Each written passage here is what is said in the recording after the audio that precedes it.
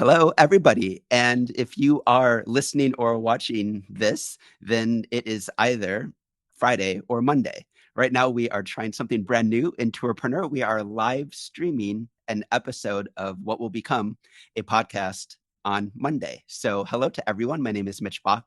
I am 1/3 of the Tourpreneur, I don't know, clan leaders. I don't know what we should be called, but I am joined with Peter Syme and Chris Torres. Gentlemen, how are you doing? I'm doing very well. Very good. Very well, thank you. It's a bit dark here in Scotland, not as bright as where you are, but it's all good.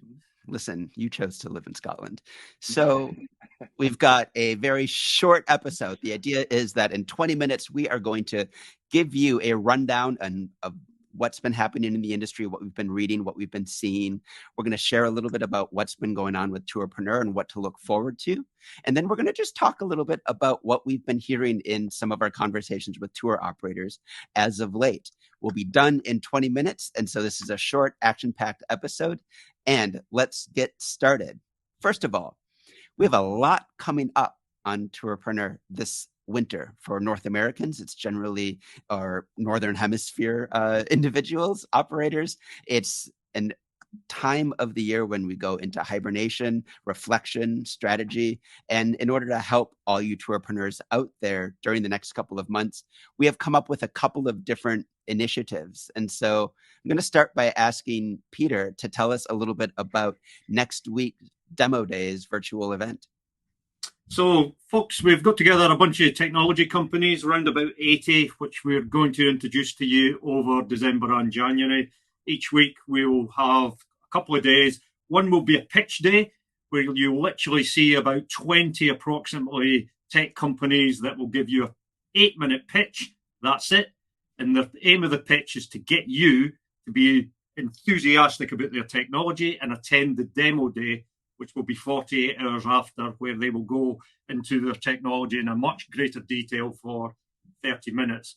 I've intentionally recruited technology companies that you may not have heard of, as well as some of the old favourites that many of you are using and you have heard as well. So there's a mix of companies you'll know and a lot of companies you won't have heard of, startups, new ones, all different sectors, multi-day, res tech, resellers, self-guided tour technology, all sorts, payment technology, a huge and wide range of travel tech that tour operators need. So demo days are going to run through December and January. To see the schedule, you can go to tourpreneur.com/demo days. And our first one next week is going to be focused on about 20 tour companies, all focused on reservation technology for day tour operators. And you're going to see some big names, but also some names you probably haven't heard of before, all designed to answer the question, what software should I be using to be an operator that gets more bookings? And that's a question we have so often in the group. And that's what these virtual events are designed to answer. Now, next up in January and February, we have something we are probably more excited about than anything else we're doing. And Chris, could you tell us about those? Yes, that's the introduction finally of our Tourpreneur Huddles. Now, I think, as Mitch said, we're all really excited about these. So this is where we can deep dive into an operator's business, offering advice, guidance in terms of business development, marketing, what they should be doing in terms of their storytelling aspects, and whatever else is really at the crux of their issues or problems, or maybe they're stagnant in terms of how they want to grow the business, and we're going to be there to help you. So that'll be with around 12 operators. We're doing one in the United States and then one in Portugal as well. And we've got some others planned for later in the year. But yeah, I'm really looking forward to these and just meeting operators in person, going into some deep dives with their businesses, but also having a little bit of fun at the same time. Pete, what's your take on what these retreats are going to be about? Well, you're going to turn up, and you're going to be knackered by the time you left. Your brain will be knackered. You'll be confused, but you will, because you're going to action stuff at the retreats. We're not sending you away with a list of things to do. You're going to do them when you're in the retreats. And the outcome is going to be you're going to make more money. Simple as that. I think what we've all learned, and I think what probably everybody listening has learned, is that things just happen in a special way when it's in person. It's a completely different experience when you're with people. Brains get fired in the same way. And not only that, but The end of January, we're going to be in spectacular locations. We're going to be a block away from the beach on Sullivan's Island in Charleston, South Carolina. We're going to be creating all sorts of culinary and cultural experiences with fantastic local award-winning tour operators like John Laverne from Bulldog Tours and Forrest Parker from Undiscovered Charleston.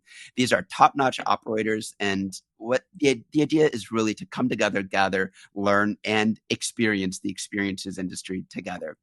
The second one will be in northern Portugal, again with a fantastic tour operator, Yorick Vish, who is an operator in kind of the Douro River Valley area, all the way stretching up to Garras National Park and the cities of Braga and Porto. Again, just a stunning, stunning location. And so those are going to be in January and February, non-virtual, in person, and just gathering like I think we all need after the year that we've probably had. So enough of what's coming up. I'm interested in, gentlemen, what's on your minds right now?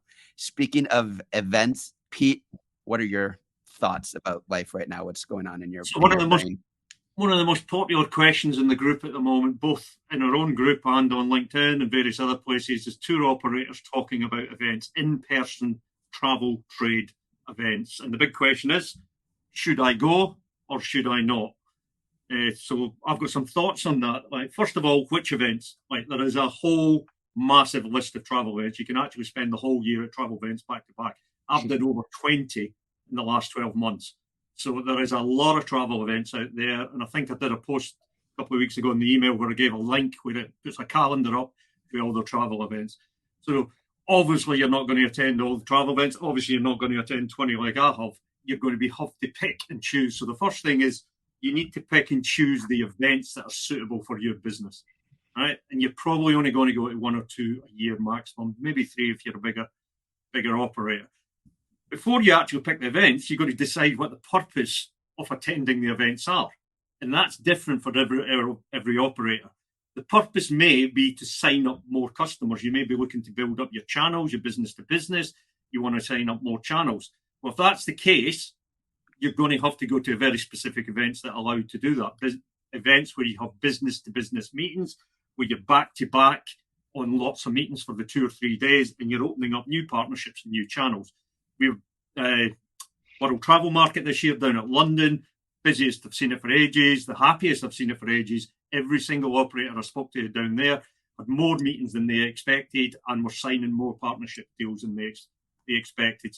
So sales is a big reason to go. It's not the only reason to go. Other events are, you may go to Arrival, which is a learning event. You may be there to meet other operators, meet the tech, and actually learn rather than be doing business-to-business deals and selling, although it can happen there as well. So really, it's deciding on your purpose to attend events and then finding the events that suit your purpose. How do you know that they're going to work or not? Well, you need to speak to people that's been to them before. You're in a community, reach out, speak to people who's been before. Be prepared to do a week to 10 days work before you step foot in the event. You have to set up your meetings, you have to set up your conversations, you have to attend them with a purpose of what you're going to get out of them. If you just turn up and randomly wander, you will just randomly wander, have a nice time and not get much out of the event. So all of this needs planned, pre-event, do the work at the event, and then follow up after the event. All the meetings you had need follows-ups after the event. So this can be quite intense. If you're having 50, 60 meetings at an event, that takes work to set it up. It takes a lot of work to do the meetings, and then there's a lot of follow-up. But this stuff does work. So in answer to the question, should I attend events? Well, yes, you should. If you're looking to build your business and build it channels, face-to-face works better than online. In fact, now online has improved dramatically, and we've all been living online, and it does work as well. A combination of online and face-to-face works the best. Set things up online, close them face-to-face. So you should be attending events. It's just picking the right events for you. And I do know there are big costs the time you take in hotels, flights, often the price of the event. If they do charge, some of them don't charge, some of them do. It is a cost, but you need to wear that cost as your cost of acquisition of acquiring customers, new channels, new knowledge, and then run that cost over X number of years. People are signing up events at partners at WTM this year that will probably be a partner for 6 years, 7 years, 10 years. Therefore, the cost of acquiring them is laid out over many, many years, sometimes decades. So when events can appear expensive, they actually can be a really cheap way of acquiring new business. But incredibly hard work. You're right. It's weeks of work before and after, and during it's absolutely relentless. But you're right. This is sort of in the spirit of our upcoming huddles. Nothing beats in person. Some of my most important company partnerships happened over cocktails and not because I had a official meeting with them as well. I think probably another point about these events as well. Some are geared towards the customer, which is the traveler, and they're public events. Some are trade events. They're meant for people in the travel industry to work with each other and partner with each other. And it's really, really important to know that you might see companies being represented at these various types of events, but the staff that's there are different staff depending on what that event is about. And so I've seen people very, very disappointed because they thought that because this company was there, that it was going to mean, a new partnership. And they just realized it was just somebody from the marketing department just there kind of selling the company to the public. I'm a big fan of business to business events. I have attended events in the past when I was operating B2C events. And they do get a lot of footfall, but you're basically putting yourself in a massive hall thousands of other competitors to meet the public. I've always found B2C events quite challenging, whereas B2B events can be exceedingly rewarding. Chris, what's going on in your marketing brain?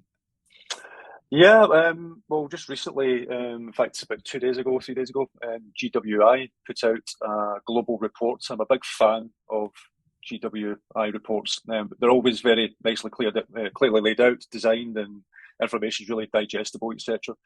But it had some interesting stats within this, and it's free to download. We've got the link up in our Facebook group, but we'll also add it to our newsletter as well. But they've got some really good stats on Gen Z, millennials, for example, are apparently, according to the report, are 22% more likely to spend more on travel in the coming years, even with the financial crisis happening and everything else. So, on one hand, there's a lot of good news for tour operators and people in travel, because it looks like travel is set to continue its trends after the pandemic of growing, and this revenge travel is certainly happening, and even more so next year. But that's at the detriment of sustainability. I know a lot of our operators on our community focus on sustainability, but unfortunately, according to this report, that people are looking to travel more, which they're putting sustainability and basically on the back burner for the time being because of the pandemic, because of the financial troubles coming up. It looks like people are going to be maybe cutting other things like your Netflix subscriptions and all these other things that they can try to do and cut them and put them to one side, because they ultimately see travel as the luxury item that they want to do at least once a year. So it looks like revenge travel is going to be here in 2023, which is great news for operators. But for those in sustainability, it was quite interesting to read that.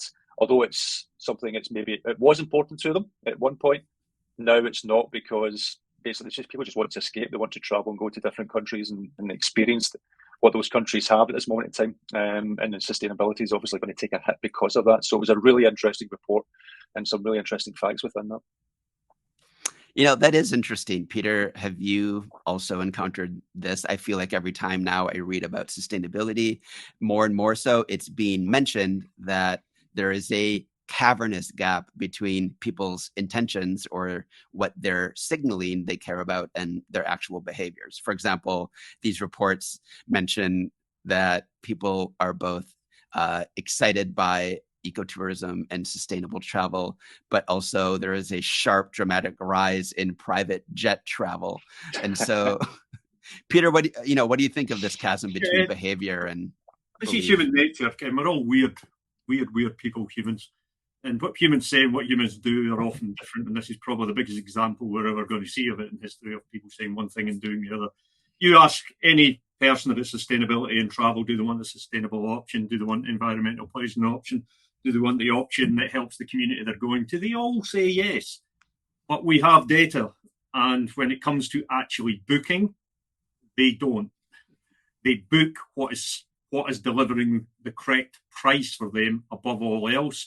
And the sustainable option is way, way down. way down. So we're seeing stats of people saying 50, 60, 40% want sustainable option, but we have stats in real data of less than 1% actually booking sustainable options. So this is a bit of a minefield. I've done several podcasts in the last few days, recording with various people operating in sustainable sectors. There's huge amounts of greenwashing going on from the industry, from travel operators. There is no standards. There is about 76 different types of standards from different organisations saying this is how you should audit your business from an environmental method, but none of them are really going deep enough or quantifying correctly. Therefore, the whole thing is just full of bullshit at the moment that is really complex, super important because we have to get this stuff right. Otherwise, we ain't going anywhere, or your kids and grandkids ain't going anywhere. So we need to get this stuff right. But at the moment, it's a mess, a complete mess.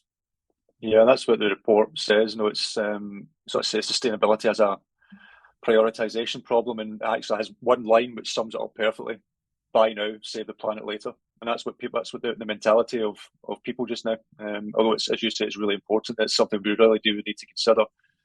But again, because of everything that's happened over the last couple of years and going into 2023 with possible recessions, or definitely recessions for some countries like the UK, and maybe some energy crises and things like that, then they just want to escape because they know maybe further down the line they might not be able to. So they're doing it now.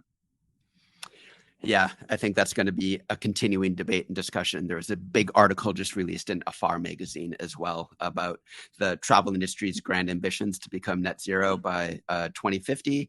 And yet somehow the actual data, as Peter said earlier, is trending for the worse. And yet all of the intentions and all the initiatives make it really feel like we're making so much progress, or in declarations and some of these initiatives. But you're right. I mean, as long as we're still racking up the frequent flyer miles in record numbers, and so many different data points are showing a return to 2019 levels, which are both positive and negative for kind of. So there's an instance. Virtually every airline in the world has now got an environmental policy and saying they're doing greener things. Everyone with a loyalty program, by definition, a loyalty program is to get people to fly more often. You get points for flying more often, but at the same time, they're pitching a sustainability and a green method. It goes completely against each other, and travel is going to double by 2050 in volume and numbers, and we've got 28 years, and travel will double just because of demographics. The whole thing's. We'll start dealing with this when Miami goes underwater. When Miami's flooded and can stop being a city, that's when the world starts to pay attention and do something about it. We won't do anything till then. All right, it's too early for a whiskey, so I'm going to change the subject. And let's finish by talking about our sort of other jobs in the midst of what we do during the week, which is essentially being therapists for tour operators. We all spend a heck of a lot of time talking to tour operators, especially now in our Tourpreneur Plus coaching calls, which have grown exponentially. We have filled all of our founder spots, and now we are measuring our members in the hundreds, which means from the early days 2 months ago when a coaching call was one of us and maybe one operator, Chris, yesterday, I believe you had over 20, almost 30 operators on a call. So yeah, nearly 30 dropped in and out. Most of them stayed for the majority, but a few dropped in and out, asked a few questions and left again. That's the beauty of the coaching calls. You can do that. So. It is beautiful, but I'm guessing we have to increase the numbers of calls, and we will be. We're also going to be bringing in special guest operators to also lend their therapeutic ear and advice in the coming weeks as well. So we'll be making more announcements on that. But I'm wondering, not naming names, but tell me what's been going on in these therapy sessions. Is there something that sticks out in your mind, Chris? Yeah, in fact, the session that we had last night, a great session about how to elevate your products. A few questions around that. And I know John won't mind me mentioning his name, but we sort of spoke to him about his products, and then almost like off the cuff, he mentioned that some of his tours are actually driven by an author of a book, so they're really highly educated and know the subject that they're taking people out on tour. So it's like, well, why don't you try to elevate that type of product to say, okay, you're taking a tour with an author, or you use it almost like the sort of gift experience sort of mentality where you can make it more elevated, add an extra higher level of price to it, But then you say, okay, when you book this for a loved one or you book this experience, we'll send you out the signed book from that author. There'll be a bookmark in that which will be designed, but it will actually act as your voucher. And then you can then call the company and then take out that experience and organise with the author about when you're able to do that. A bit like when you maybe take out a hot air balloon experience and you have to phone up and find out which date's suitable because of the air conditions and everything else. So something along those sort of lines. And that allows you to add an extra $200-300 to the price of your tour because it's seen as more exclusive, it's private. It's always basically what you've already been doing, but you're just taking that, changing some of the copy, making it more author-led, and then elevating that to something different. So it was a great conversation in terms of how you can take products and experiences that you're maybe already doing and what you can do just to add that little bit more extra to it and then be able to charge a few $100s more because you are going to go out on tour with an author, etc. So it was a really good conversation. I think a lot of people took some good ideas from it as well.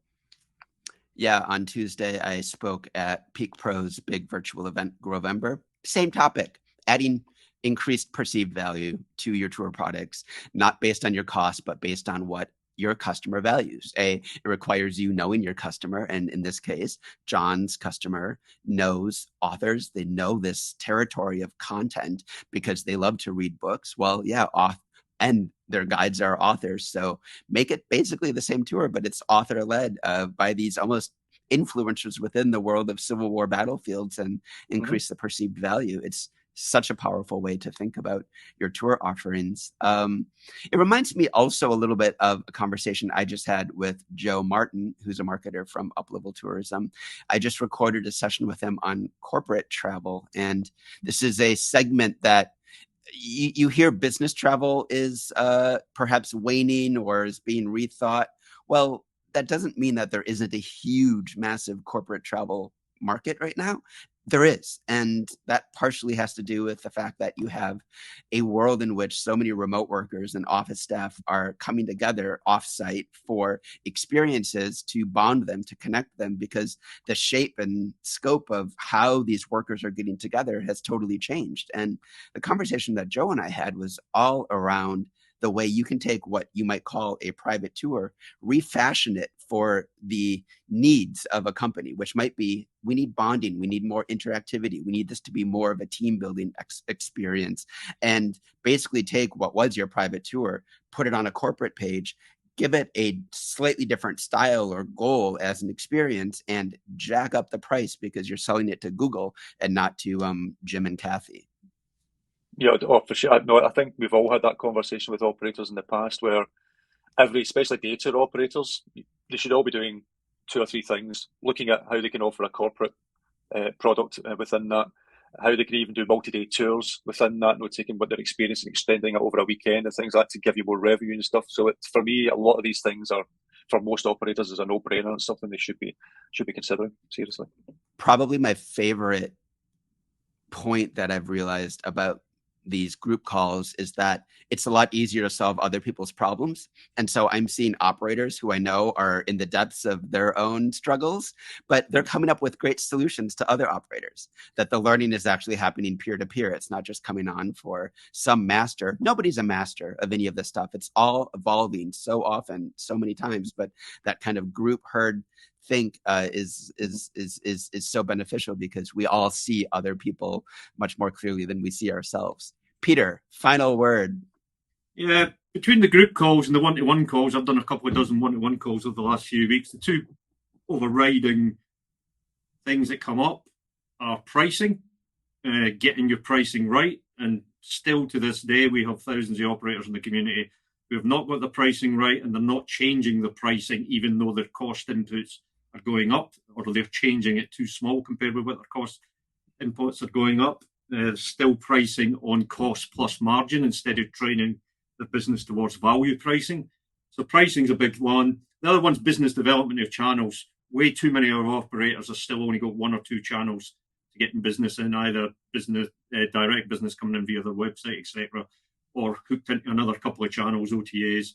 So that's the 2 overriding themes: pricing and developing a channeled business where you're having multiple channels and multiple relationships feeding your business rather than just 1 or 2. Because if you've only got 1 or 2 things feeding your business, you haven't got a resilient business. You've got a disaster waiting to happen.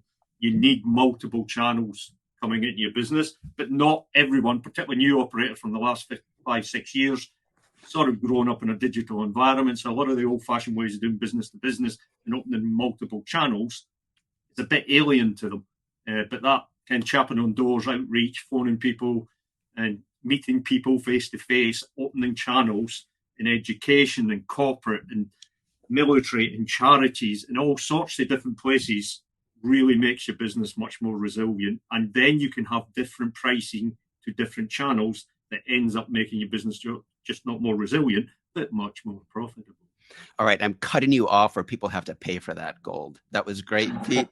Good stuff. That was actually a little mini masterclass of an hour-long video we have in the Tourpreneur Plus library on value-based pricing by Peter. But we have a comment which was about the fact that an operator watching the live stream of this right now is seeing a big increase in blended travel between business and leisure. What does that mean for your business? It means time to rethink when, where, how you're designing and marketing your experiences. The experience itself doesn't necessarily need to change that much, but how you speak to the customer about that experience, when it's offered to fit into the schedule of, let's say, a remote worker's life, what the goal is of that experience. Is it more about bonding and meeting locals than it is just listening to a guide? All of that stuff doesn't need a big product rethink, but it does change your brand story around that. And it changes who your customer is and what your customer wants. This weekend, I've got a 2-day workshop that I've got 30 people enrolled in for designing extraordinary experiences. And this is what it's going to be about. We're dealing with brains. Our customers are just brains that have needs. Those needs, sometimes they know what those needs are. Oftentimes they don't, but they feel them. And the more we can connect with those brains, the more we can connect with through emotion, through the base core human needs that we all want. The more we bond with our customer and the more our company sort of creates that raving fan cohort versus the 5-star reviewer, which I think is somewhere in the middle of a fan of a guest that truly loves your company. Anyway, that was a lot. This was our first 20-minute Tourpreneur Roundup, and in true us fashion, it's 27 minutes now, but still not bad. Still not bad. The idea is that we're going to do these frequently in order to be timely about things that we're seeing in the news and keep the community updated, both by streaming these into the Facebook group, which you should all be a part of, and turning these into podcasts. So with that, Chris, I'll leave you the final word and we'll be done. Yeah, well, again, thanks everyone for listening and watching and for commenting on this. We're hoping to do more. And for anyone who's coming to the Huddles, really looking forward to meet you in person. Really looking forward to seeing what we can deep dive into your business, find out and try to help you out there and then. So yeah, lots of things to look forward to, lots of things we're launching within the next 6 months or so. So keep watching this channel. We'll see you all Tuesday for demo days.